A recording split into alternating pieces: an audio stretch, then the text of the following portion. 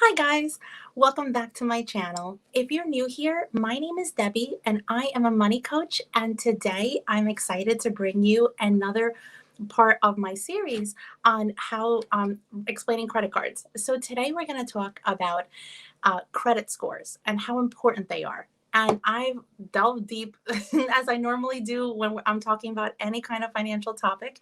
And I have my notes. So if you see me looking down, I want to make sure I give you as much information and have it make sense and not have it be confusing at all. So that if you're working on either increasing your credit score, or you have a low, you have a low one and you're trying to increase it, or if you are trying to develop a credit score from scratch, that you can have the best information and tools under your belt so that you can make the most of it. Because the last thing you want to do is to make any kind of mistake and then regret it because you didn't have the right information. So I wanted to get started by telling you what a credit score is. So a credit score is a number between 300 and 850. So obviously you want the credit score to be as high as possible, closest to 850 as much as you possibly can. And there's many important values when it comes to credit scores. Now, I know like the big elephant in the room is Dave Ramsey and everyone who is associated with Dave Ramsey. I'm not here to bash him at all.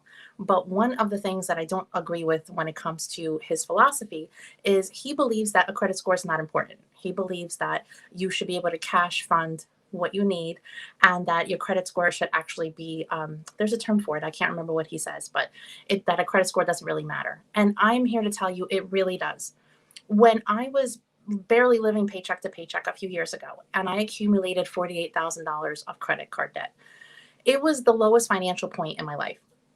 And my credit score was as low as possible. So years later, after being a single mom with my two little kids and just trying to survive as much as we could, and that's where the debt came from, because I was living above my means and way above my means. I was in a house I couldn't afford. And that's what happens when you go through divorce. Sometimes you end up in a situation that you need to really pretty much claw yourself out of. And that's what I did. And that's where the $48,000 came from. But my credit score was at the lowest it's ever been. So fast forward years later, and I'm married to my wonderful husband, and we were thinking about taking advantage of the low percentage right now for mortgages. And we wanted to refinance the house because when we originally bought it, because my credit score was so low, because of all the damage that I had done, we couldn't put my name on the mortgage or at all. So this house was just in his name alone. And now that I've improved my credit score so much, I'm in the 800s, which is great, by the way. Like the closest, again, to 850 you can get, the better. We refinanced the house and we dropped almost 2% of interest on the mortgage. We went from a 30-year to a 15-year, and we had only 8 years in this house so far. So I went from there to a 15-year, and our payments only went up by barely $200. But the best part of the whole thing is that my name, because my credit score is so great now, my name was being able to be added to the mortgage. And we saved over $40,000 for the life of the mortgage. And that's only if we pay it off in the 15 years.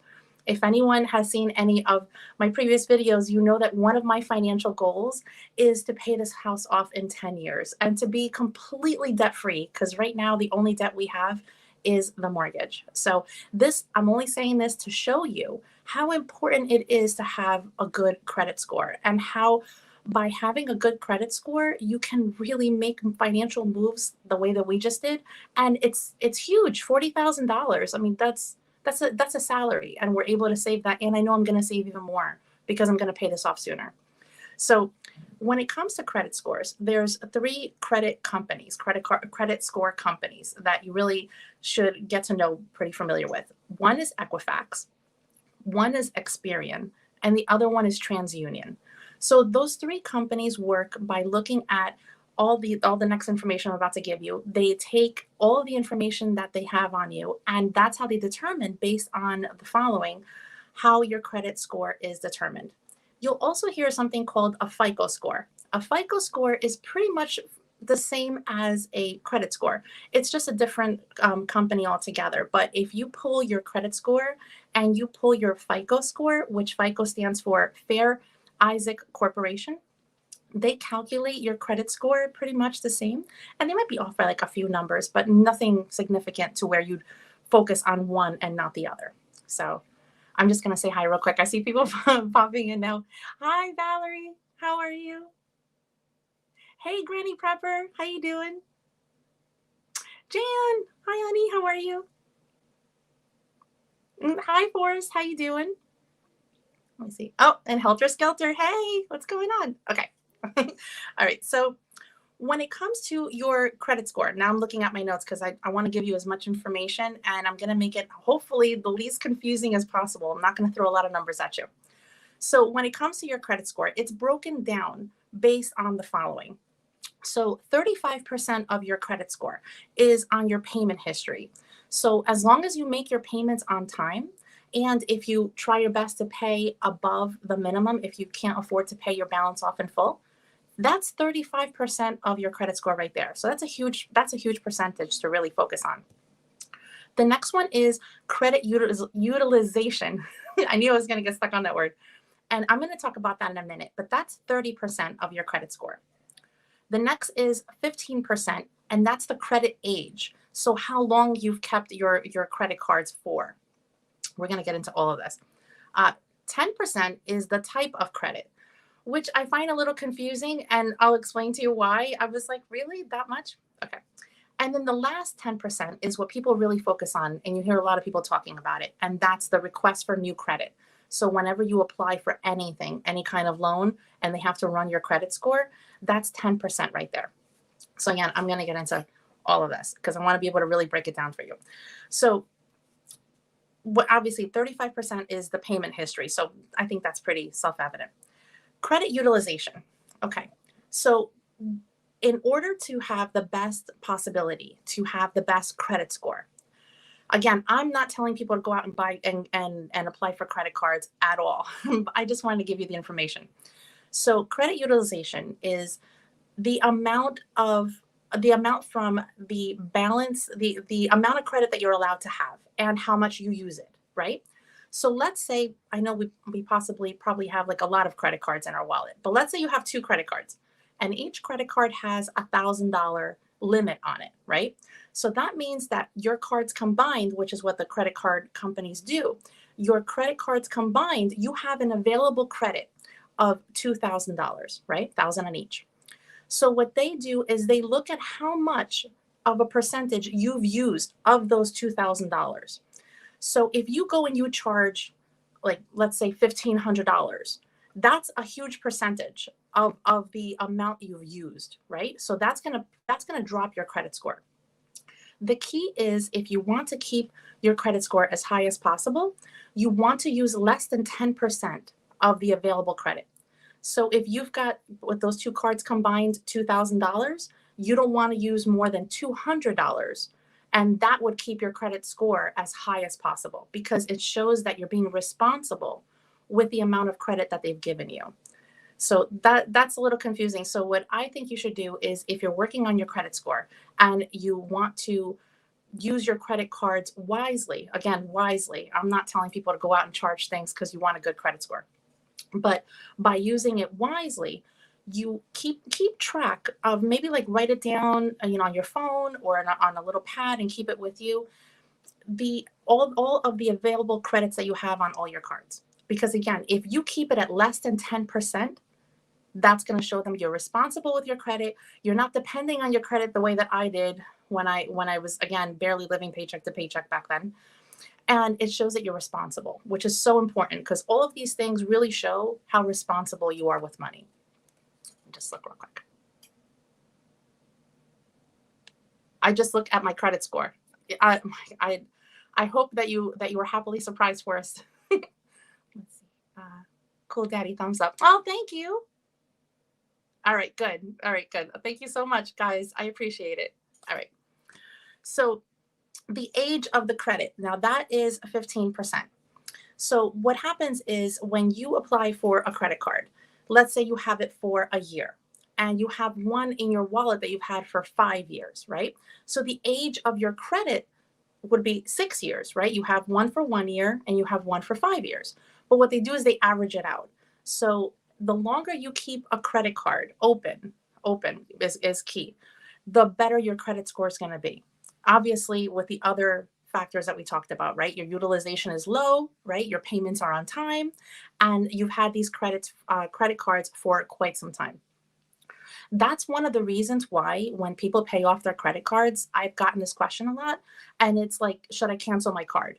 No, you don't want to cancel your card at all, because by canceling your card, now you're leaving less of an available balance, available credit to you, that then that's going to bring down your utilization, and that's going to bring down your credit score.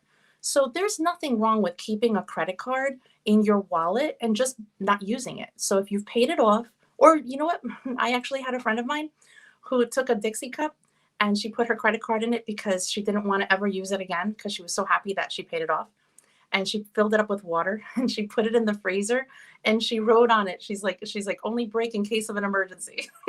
I was like, you go, that's awesome. So, and so the next one is 10% of your, is for types of credit. This one's a little confusing. Like as you get older, like here, you will have your name on maybe a student loan, a car loan, a mortgage. The more types of credit that you have on your credit report, the different types of credit, the more responsible you seem to the credit agencies. So they're going to boost your credit, their credit score. And the last one is requests for credit. Here's one that I found really interesting. I actually like delved into this one a little bit. So 10% of your credit score is on the request for credit. So let's say you have an 800 credit score, right? And you go and you apply for a credit card. There's two kinds of inquiries. There's a soft inquiry and then there's a hard inquiry. You have no control about how they're going to look at your credit. They can do it soft or they cannot. No comment. So the reason why you have to be careful with how many times you apply for credit as in a small time frame is because your credit score is going to drop a little bit. If they do a soft inquiry, it's probably around 2% is the average that I kept coming up on. But if they actually do a harder inquiry, then it can drop by almost 15 points. But the good thing about that category is that after a little while, your credit score goes right back up, because it's just a matter of they don't want it to seem as though you're desperate for credit and you've applied to this one and you've applied to this one and you've applied to that one. And they're like, why is this person applying to so many credit cards or, loans or anything else? Like, let's drop his credit score a little bit because, it seems as though they're not being as responsible with money. Let me see if you guys have any questions for me so far. So far, so good. Okay, awesome. Okay, so the more credit cards you have where you're keeping your balance, your available credit high, so you've used a little bit of it, the better it is for your credit score. So utilization, the most that they said that you can use your cards without it like really damaging your credit, they said is 30%. But I kept reading that 10% and less is the key number, so that really it bumps up your credit score a lot. Let me see. Oh, and when it comes to establishing credit, I've gotten this question a few times also, is how can you establish credit, which I went through that myself. How can you establish credit when you've never had the opportunity to? So we need a credit score, a high credit score. We need it for many reasons, right? For any kind of car loans, student loans, because the interest is going to be low when your credit score is high because you show them that you're responsible with your money. Again, that's why we're able to lower our mortgage percentage by almost 2% because we've shown that we've made our payments on time. My husband has a great credit score and now I've got a great credit score. So that's why we showed we're responsible and they gave us the loan. But when it comes to how can you possibly establish credit is the question I get a lot when you have like no background in it. So it's the first time you're ever going to apply for credit, right? So you're going to pretty much get a high interest on the first credit card you're going to get because you have no credit history. They don't know anything about you. Even if you show obviously like how much you make and how much you earn, you have no credit history at all. So they're probably going to hit you with a high interest rate. And I have a whole video on interest rates and APRs and how they work, and I'm going to link it down below. But there's two ways that you can start off on the right foot when it comes to credit scores. One is actually what I did. It was a recommendation from a friend of mine, and I did it for both of my teenagers. So when they go to apply for their first credit card, or hopefully not a student loan, they will get the best interest rate because they've already established credit without even knowing it. And that's, I put them on my credit cards as authorized users. When I did that, that was all new to me. When I did that, they sent me credit cards with my teenager's name on it. Do you think I gave it to them? Like, no, it's in the safe. Like, no, absolutely not. But every time that I charge something on those cards and I pay my balances in full at the end of the month, it's establishing not only my credit score, but also for them. So they have a leg up when they get started. Another way of establishing good credit from the beginning is to get what's called a secured credit card. And what that is you pay for the available credit. So let's say I did that one time when I was first when I wanted to establish credit, and it was $200. So that's why it's stuck in my head. So $200 I gave to the credit card company. They sent me I filled out the application. They sent me my credit card. Now I had a $200 available credit because that's what I already paid. So if I went and I bought myself a pair of jeans or, whatever, let's say I spent like $30, right? Now I still have $170 left over because again, I'm establishing credit. So I would pay the $30 when I got my bill in, and again, I'd have $200 of available credit. And that way you start establishing a credit score without actually having to pay interest and, fall into the trap as many college students do, where they get a credit card and they're like, oh my gosh, I have $1,000 and I only have to pay like $25 a month. Like, let's go shopping. So that is a great way to get started and not fall under the temptations of getting into credit card debt. Let me just look real quick and see what you guys are saying. Helter skelter. Most companies will tell you if it's a soft or hard inquiry. I've never had a company tell me that. So thank you so much. I appreciate that. Forrest, it was 639. I just one student loan that is open. Oh, and I hope you pay that off quickly. Oh, there you go.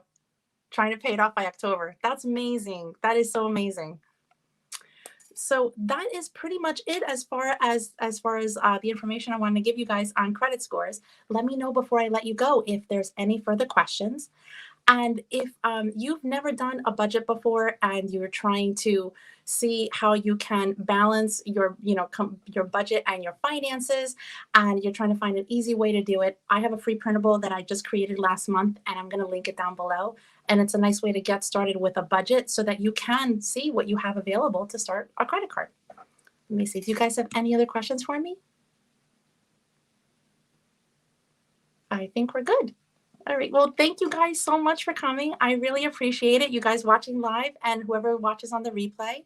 And I hope you guys have a great day. If you need additional help from me, I'm going to leave my calendar link down below. Feel free to schedule a call with me and let's see how I can help you guys with your finances. And I hope you have a great night. Bye. Thanks for watching. Bye, guys.